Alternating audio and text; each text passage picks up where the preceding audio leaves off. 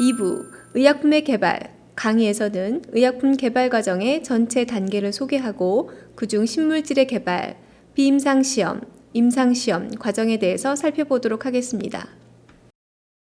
성균관대학교 교수 이재현입니다. 지난 시간에 우리는 의약품 개발 사례들을 몇 가지 봤습니다. 아스피린, 페니실린, 인슐린에 걸쳐서 그 과정들을 살펴봤는데요. 슬라이드에서 보시는 바와 같이 이 의약품의 개발은 시기에 따라서 날로 발전을 해왔습니다. 초기에는 아스피린과 같이 주로 이제 전통적인 의약품, 천연물을 통해서 약효 성분을 추출해내는 그런 방법들을 이용을 했었고요. 그 이후에는 뭐 여러분 보셨다시피 살바르산 606처럼 케미칼들을 이렇게 합성해 나가는 그러한 과정을 통해서 의약품을 개발했습니다. 또 인슐린에 의해서 보셨다시피 단백질을 의약품으로 만드는 과정도 설명을 드렸고요. 특히 인슐린의 경우에는 유전자 재조합이라는 생명공학 기술을 이용해서 보다 발전되어진 그런 의약품을 만들어내게 되었습니다. 이 유전자 재조합과 같은 생명공학 제품들을 우리는 바이오 의약품이라고 그러고요. 현재 가장 각광받는 그런 분야 중에 하나입니다. 문제는 이렇게 신약의 신물질을 찾아내는 방식에는 여러 가지 과학적인 다양한 요소들이 가미가 되고 있습니다만 그렇게 해서 찾아낸 물질, 신약 후보 물질들을 어떻게 의약품으로 완성해 나가느냐 하는 데는 하나의 기본적인 룰이 있습니다. 우리는 그 룰을 그림을 통해서 한번 잠깐 살펴보도록 하겠습니다.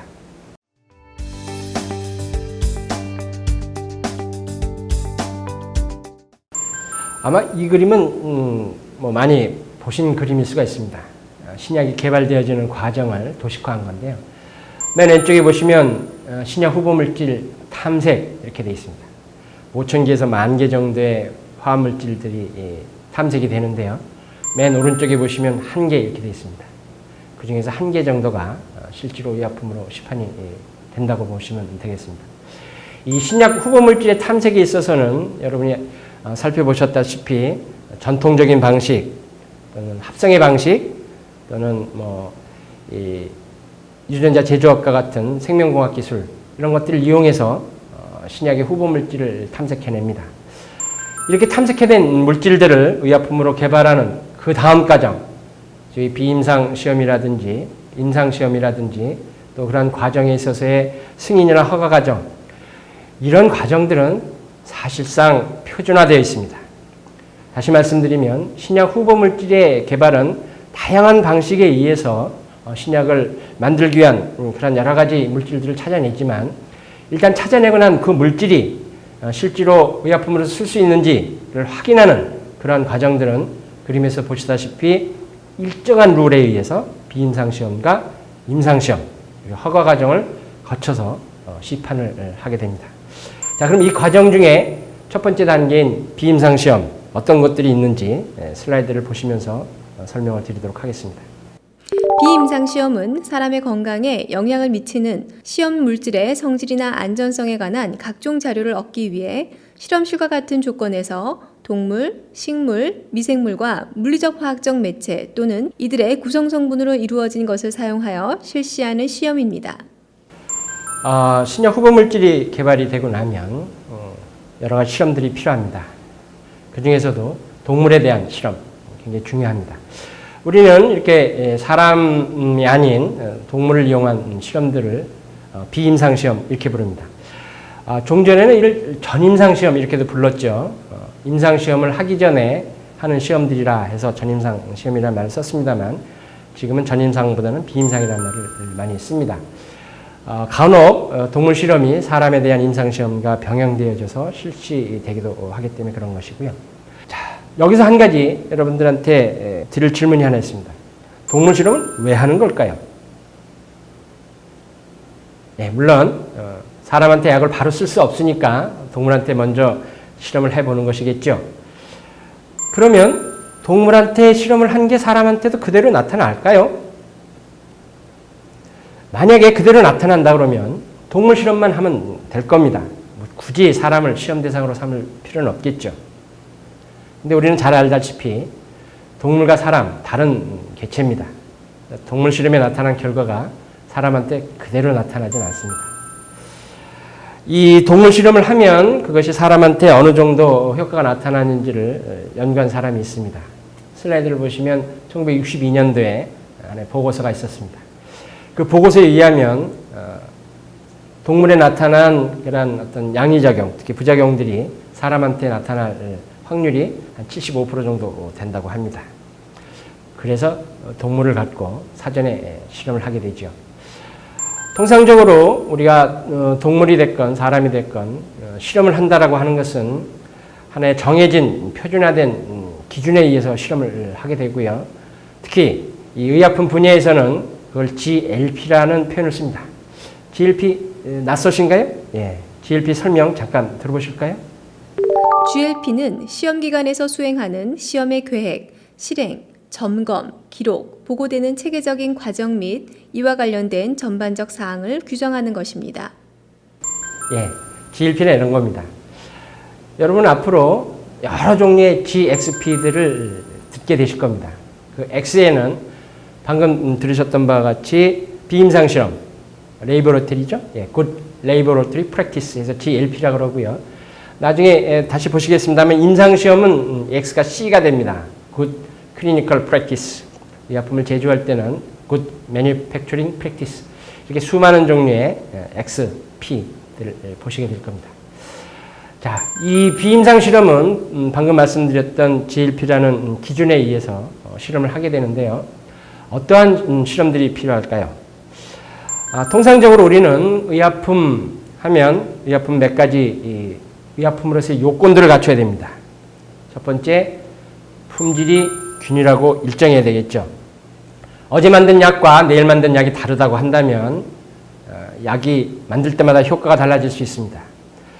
또 그 약을 만드는데 회사가 마음대로 만들어서 시판을 한다 그러면 역시 그것도 품질을 보증할 수가 없을 겁니다. 해서 의약품이라고 하는 것이 의약품으로서의 자격을 갖추기 위해서는 표준화된 균질한 품질을 유지해야 됩니다. 두 번째로 의약품은 효과가 있어야 되기도 합니다만 또 일정 범위의 안전성도 갖춰야 됩니다. 우리는 이거를 안전성 유효성 또는 유효성 안전성 그래서 묶어서 유용성 이렇게 부르기도 합니다. 의약품의 안전성 유효성이라고 하는 것이 상당히 중요한 요소인데 동물 실험에서는 바로 이 의약품의 안전성 유효성을 실험을 하게 됩니다. 특히 우리가 안전성 이렇게 하면 뭘 얘기할까요? 그건 독성입니다. 유효성은 과연 뭡니까? 예, 그건 효력과 양리작용을 이야기하겠죠. 그래서 이 동물 실험에서는 이 독성과 양리시험 이 두 가지를 하게 됩니다. 좀 더 구체적으로 어떤 실험들이 있는지 슬라이드를 보시도록 하겠습니다. 먼저 이 비임상 시험 중에 독성 시험을 살펴보도록 하겠습니다. 독성 시험은 크게 그 슬라이드에서도 보시는 바와 같이 일반 독성, 특수 독성, 기타 독성 이렇게 분류들을 하죠. 물론 분류가 중요한 건 아니고요. 거기서 있는 개별 시험 항목들이 중요하다고 하겠습니다. 단해 투여 독성이나 반복 투여 독성 이거는 뭐 일반적으로 시행한다라는 취지에서 일반 독성이라고 표현을 했을 뿐입니다. 그 외에도 유전 독성이나 생식 발생 독성, 발암성 이런 독성 실험들을 통해서 의약품으로 개발하고자 하는 이 후보 물질들이 얼마나 안전한지 하는 것을 평가하게 됩니다. 그럼 단해 투여 독성에 대해서 슬라이드를 보시면서 설명을 드리도록 하겠습니다. 단해 투여 독성은 시험 물질을 실험 동물에 24시간 이내 분할 투여하는 경우를 포함하여 단해 투여하였을 때 단기간 내에 나타나는 독성을 질적 및 양적으로 검사하는 시험입니다. 예, 단해 투여 독성 설명 들으신 바와 같이 설치류와 비설치류 동물을 이용해서 주로 치사량을 검토하는 그런 시험이 되겠습니다. 다음은 반복 투여 독성인데요. 슬라이드 설명 들어보시죠.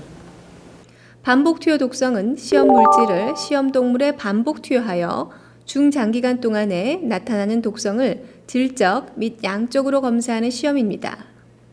반복 투여 독성은 설명 들으신 바와 같이 그 일정한 기간을 두고 반복해서 투약을 하는 시험인데요. 그 일정한 기간이라는 것은 통상적으로 임상시험에 사용할 기간을 염두에 두고 그렇게 하는 시험이 되겠습니다. 다음으로 유전 독성 시험에 대한 설명 잠깐 들어보시겠습니다.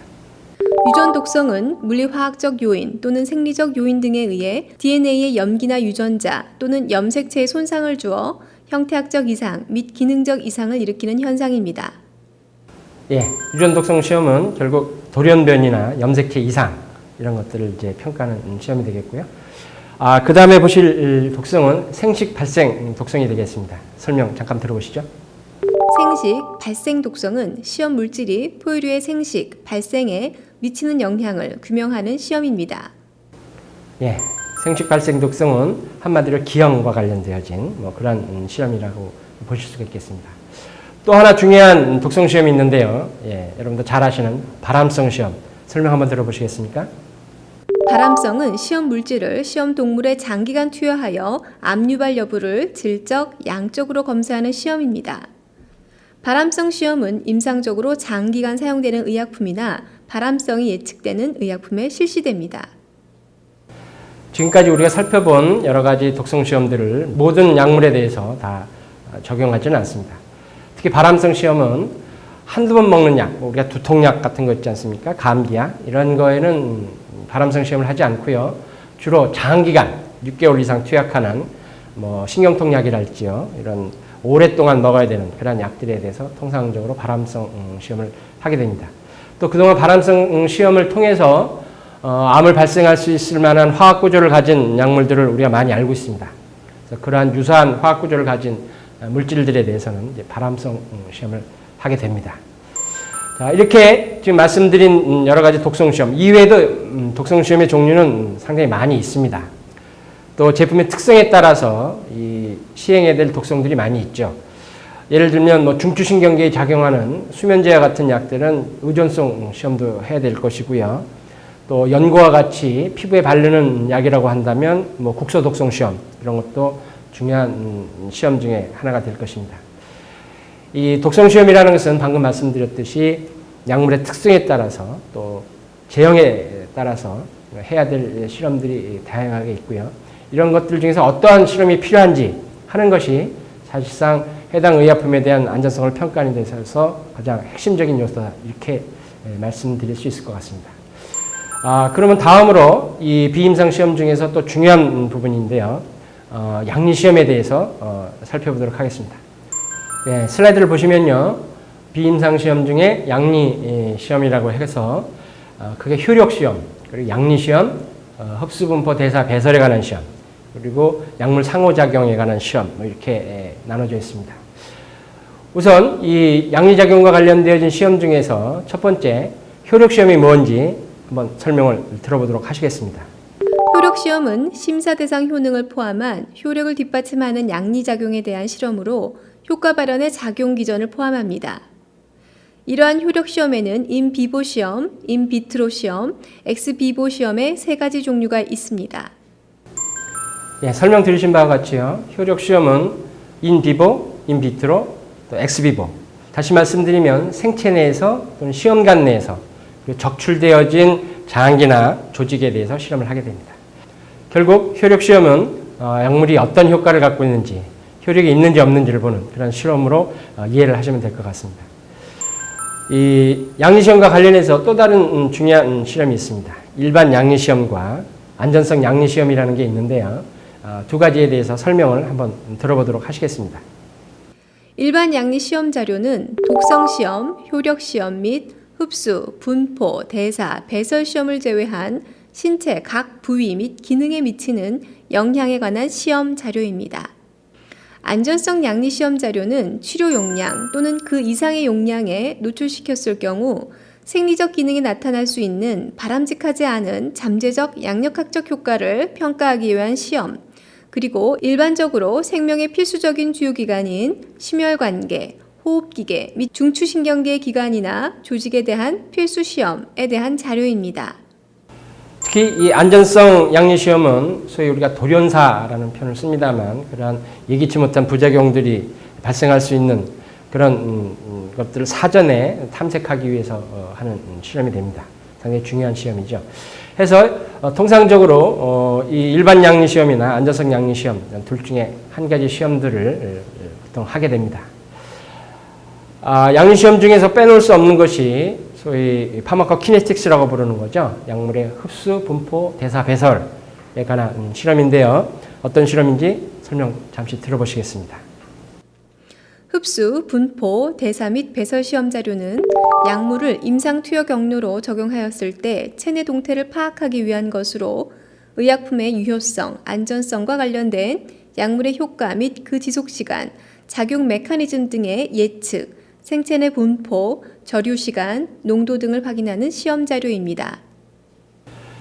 방금 보신 이 약물의 흡수, 분포, 대사, 배설 굉장히 중요한 부분입니다. 이 실험은 동물한테도 합니다만 사람한테도 이 실험을 합니다. 약물이 어떻게 우리 몸에 들어와서 어떻게 작용하는지를 알기 위한 중요한 실험이기 때문에 그렇고요. 대부분의 약물들이 이 임상시험 하기 전인 비임상시험 과정에서 탈락하는 경우들이 상당히 많은데요. 이 흡수분포 대사 배설에서 예기치 못했던 여러 가지 현상들이 일어나기 때문에 그런 것으로 알려져 있습니다. 특히 우리 몸에 약물이 투약이 되고 나면 투약한 것과 다른 형태의 대사체들이 우리 몸에서 이제 작용을 하게 되는데요. 그런 것들이 어떤 경우에는 약효 성분으로, 어떤 경우에는 예기치 못한 부작용을 나타내는 성분으로 작용을 하기 때문에 이런 것들을 사전에 미리 탐색해내는 것이 의약품을 안전하게 사용하기 위한 사전 검증으로서 중요하다 이렇게 말씀을 드릴 수가 있습니다. 그 다음에 하는 양리 실험은요, 약물 상호작용에 관한 실험을 하게 됩니다. 우리가 약을 한 가지만 먹으면 제일 좋죠. 근데 이제 불가피하게 약을 여러 종류를 같이 복용할 수가 있습니다. 약을 여러 가지 종류를 복용하다 보면 어떤 약물들은 효과가 상승되기도 하고요. 어떤 경우에는 약물의 효과가 반감되기도 합니다. 우리는 그러한 것들을 미리 알아보기 위해서 약물 상호작용에 대한 실험을 하죠. 조금 더 구체적인 거 한번 설명 들어보시겠습니다. 약물 상호작용은 병용 투여한 약물간, 약물과 음식간, 약물의 약동학적 프로파일 또는 약물과 효능, 부작용에 영향을 미칠 수 있는 생활 습관 간에 발생하는 현상 일체를 의미합니다. 지금까지 여러분들은 비임상시험에서 독성시험과 양리시험에 대한 설명을 들으셨습니다. 임상시험을 하기 전에 동물을 대상으로 이렇게 실험을 하는 걸로 비임상시험이다 이렇게 표현을 드렸는데요. 이 임상시험을 하기 전에 동물시험도 물론 중요합니다만 그거에 못지않게 병행해야 될 여러 가지 개발 과정들이 있습니다. 가장 대표적인 게 소위 CMC라고 부르는 과정이죠. Chemistry, Manufacturing, Control.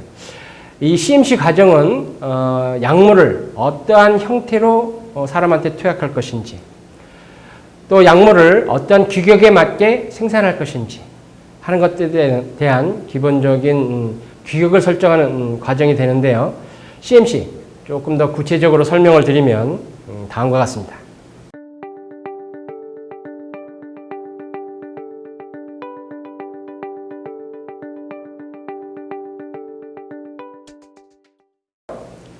이런 CMC 과정에는 약물을 어떻게 어떤 형태로 투약할 것인가를 결정하는 그런 과정이 필요한데 우리는 이걸 포뮬레이션이라고 부릅니다.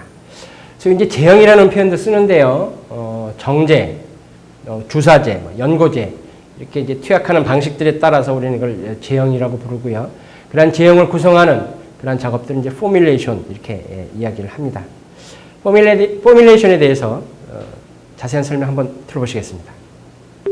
프리포뮬레이션 스터디는 후보 물질의 물리, 화학적 성상, 즉 용해도, 분배 계수, 용출 속도, 물리적 형태, 안정성 등을 파악하여 임상시험에 사용할 수 있는 제형 포뮬레이션을 개발하기 위한 시험입니다. 초기 포뮬레이션은 완제품에 비해 완성도가 떨어질 수 있지만 품질을 보장할 수 있도록 사용기간 중 안정하고 생산 및 품질 관리를 위한 분석 기준에 적합해야 합니다. 파마스티컬 포뮬레이션은 최종적으로 환자에게 적용 가능하고 안정하게 작용할 수 있는 제형을 개발하는 것을 의미합니다. CMC에 있어서 포뮬레이션까지 끝나고 나면 통상적으로 기준 및 시험 방법이라는 것이 이제 완성이 됩니다. 슬라이드를 잠시 보시면요. 기준 및 시험 방법 굉장히 복잡한 것처럼 보일 수 있습니다. 하지만 이 기준 및 시험 방법에 나오는 각 항목들은 의약품의 품질을 결정하기 위해서 반드시 설정되어져야 될 그런 내용들이고요. 어떤 항목들은 원료의약품에 대해서, 어떤 항목들은 완제의약품에 대해서 그 기준 및 규격을 설정해야 되죠. 기준 및 시험 방법에 대해서 보다 구체적인 내용은 슬라이드 참조하시면서 공부하시기 바랍니다. 지금까지 저희는 의약품 개발 과정에 있어서 후보물질로 개발되어진 그러한 물질들에 대한 첫 번째 단계인 비임상시험 단계를 살펴봤습니다. 결국 동물 실험을 통해서 기본적인 안전성, 유효성에 대한 그러한 자료들을 수집을 하고요. 또 CMC를 통해서 품질과 관련되어진 그러한 자료들을 수집을 하게 된 것이죠.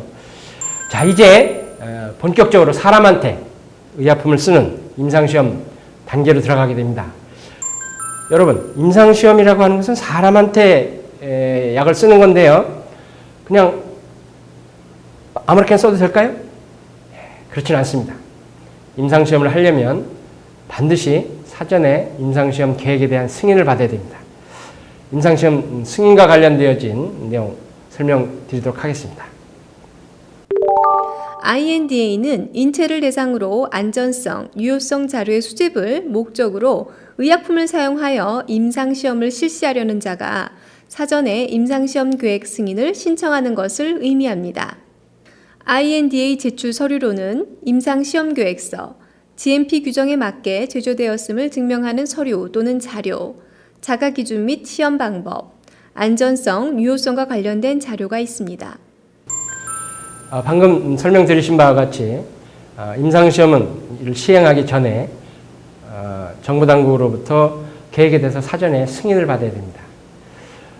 임상시험은 이제 사람에 대해서 약물을 투약하는 것인데요. 이 약물은 아직 안전성, 유효성에 대한 입증이 다 끝나질 않았습니다.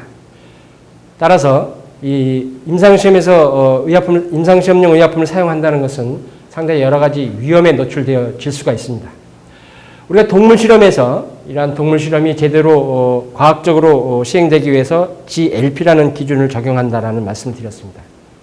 마찬가지로 임상시험도 이 임상시험이 과학적으로 타당하고 또 임상시험에 참여하는 그런 피험자들을 보호하기 위해서 우리는 GCP라는 기준을 통해서 임상시험을 시행하도록 하고 있습니다. GCP 뭔지 설명 들어보시겠습니다.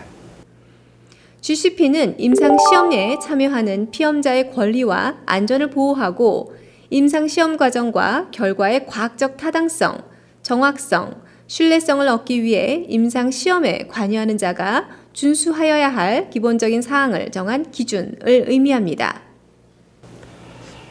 약물을 사람을 대상으로 실험을 하게 되는데요. 처음부터 약물을 여러 사람한테 투약했을 경우 혹시나 잘못되어진다고 한다면 그 많은 사람들이 피해를 입을 수가 있습니다.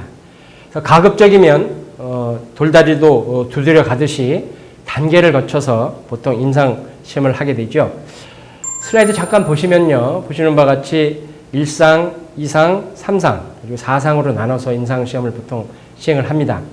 1상 임상시험은 건강한 사람을 대상으로 하죠.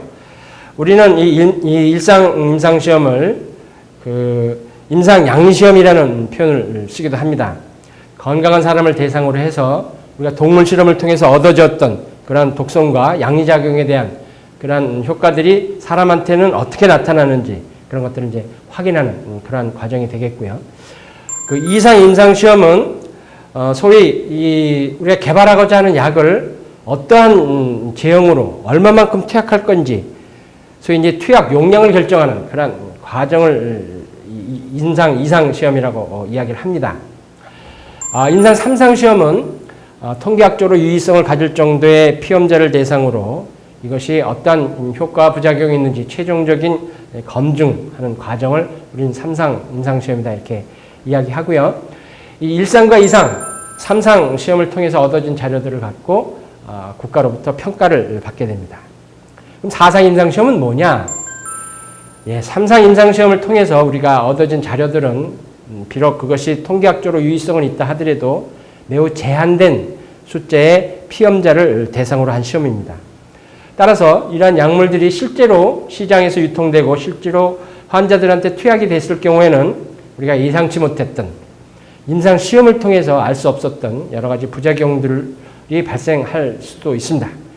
그래서 의약품에 대한 연구는 허가를 받았다고 끝나는 것이 아니라 그 이후에도 지금 보시는 사상 임상시험이라는 그러한 시험 절차를 통해서 또 계속적인 연구를 하게 되지요. 이 임상시험이 지금과 말씀드린 대로 여러 가지 단계를 거쳐서 시행이 됩니다만 또 이러한 임상시험이 보다 합리적으로 시행되기 위해서 특별한 운영체계를 가져야 됩니다. 운영체계 잠깐 슬라이드를 보시겠습니다. 예, 슬라이드 보시는 바와 같이요. 임상시험 운영체계는 기본적으로 임상시험을 의뢰하는 스폰서와 임상시험을 실제로 담당하는 임상시험 책임자의 계약으로 이루어집니다. 이 임상시험 책임자는 본인이 모든 의사결정을 하는 것은 아니고요. 자신이 속해져 있는 그 임상시험 실시 기관에 소위 임상시험 심사위원회라는 그런 위원회의 통제를 받게 됩니다. 이 임상시험 심사위원회는 임상시험 책임자가 하는 임상시험이 과학적으로 타당한지 또 환자에 대한 윤리적인 배려는 충분한지 이런 것들을 감독하게 되고요. 임상시험 책임자는 소위 피험자에게 이 임상시험과 관련되어져서 나타날 수 있는 여러 가지 부작용들을 충분히 설명하고 동의를 얻어서 시험을 시행하게 됩니다. 저희가 임상시험 하면 아까 말씀드렸던 GCP라는 표현을 드렸는데요. 그 GCP의 두 가지 요소는 아까 말씀드렸던 대로 첫 번째, 임상시험이 과학적이고 합리적으로 시행되어야 된다는 점 하나. 두 번째, 임상시험은 피험자를 충분히 보호하는 윤리적인 근거를 바탕으로 시행되어야 된다는 점.